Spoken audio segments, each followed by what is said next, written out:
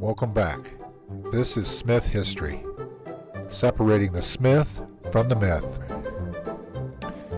Now, before I begin today's tale, let me just say to Rick and Randy, my twin brothers, you may have thought you were immune from the storytelling treatment on my podcast.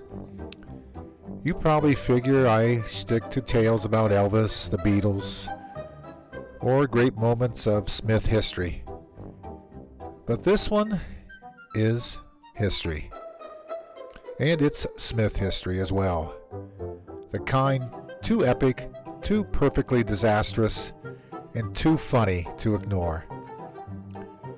Today I'm dusting off a long-forgotten true story from the summer of 1965. A story that's been hiding in the family attic for about 60 years.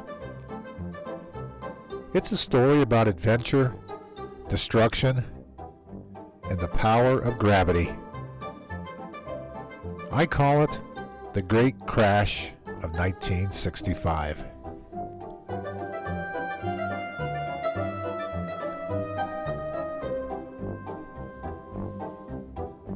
It's August 1965.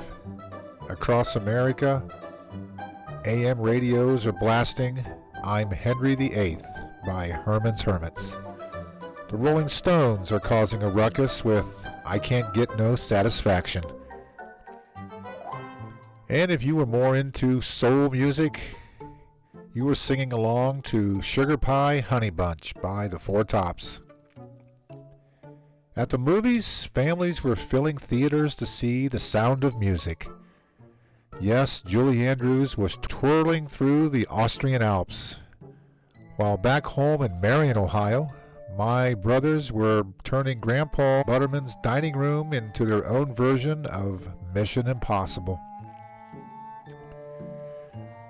And on television, America's favorite shows were Bonanza, The Lucy Show, and Gomer Pyle USMC, which feels fitting for this podcast because I think Grandma could have used a Marine that fateful day in August.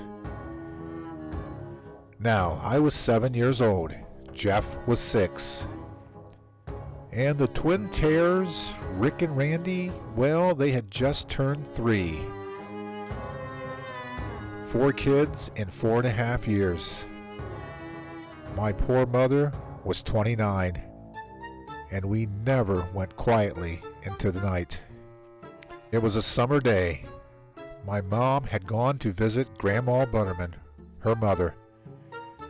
Grandma Butterman's house was a calm, cookie-smelling refuge. She was always baking. Our Grandma Butterman was totally deaf. She was a tall, gentle woman whose smile said everything words couldn't.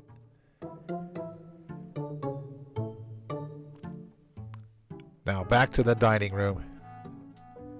It had an enormous hutch, a big beautiful cabinet filled with the family china. The kind of cabinet that creaks when you open it. The kind that says, "Do not touch dishes." Family heirlooms. Plates and cups that had survived generations until August of 1965.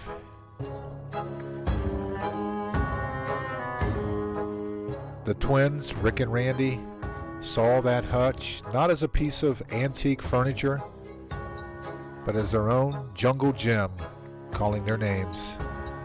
I remember standing there, probably holding a cookie, when I saw them start to climb.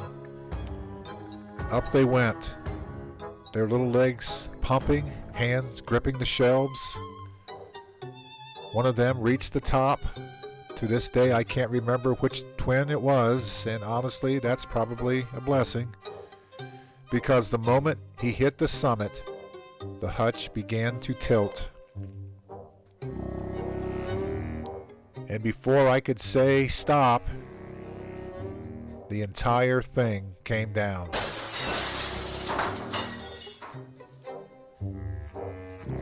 The sound of breaking china filled the room. Our grandmother Butterman, totally deaf, probably could still feel the impact. Plates shattered, cups exploded, generations of Butterman family heirlooms gone in an instant. I remember standing there, wide-eyed, thinking, this is bad. This is really bad. The twins, they were totally unharmed, totally unbothered, probably giggling as they ran out of the dining room.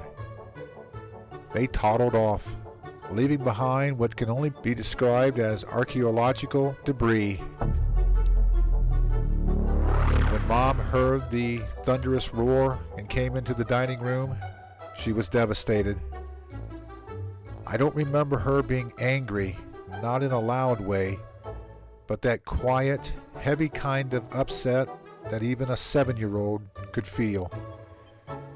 Because she knew she had to tell her dad what happened. Now, my grandpa Butterman, I remember him as a quiet, calm man, very reserved. But he had the kind of stillness that still made you straighten your posture when he walked into the room. He had survived the great crash of 1929. And now here he was, about to survive the great crash of 1965. I remember Mom telling him softly, hesitantly, Grandpa just took it in. He hid whatever anger he might have had. Maybe because he knew things could be replaced, but the twins, they were fine. Still, that moment, that confession, stuck with me years later, because I remember how bad I felt for my mother. And maybe that's what memory does. It captures emotion more than detail. I often forget what I had for breakfast, but I'll never forget the sight of that hutch falling, the sound of that crash, and the look on my mother's face.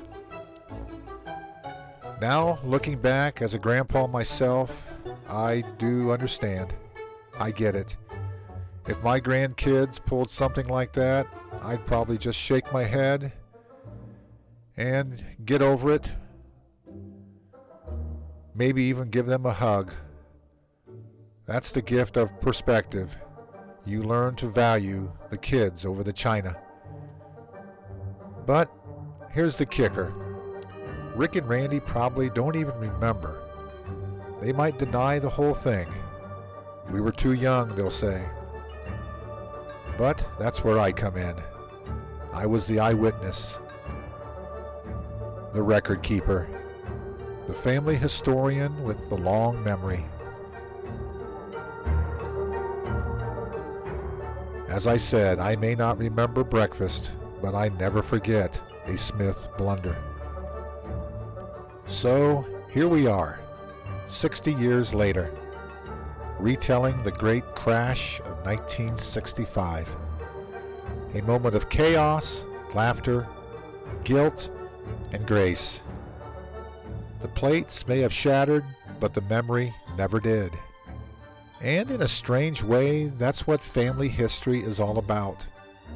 The mix of noise and love, of mishaps and mercy. Rick and Randy, the twin tears, you two didn't just break Grandma's china that day. You broke into Smith history. And that is the story behind the story of the great crash of 1965. I hope you found it as fascinating as I did. The echoes of the past are waiting and sometimes crashing to be heard. I hope this story gave you a chuckle and maybe even an understanding of how one small childhood moment can echo through the decades.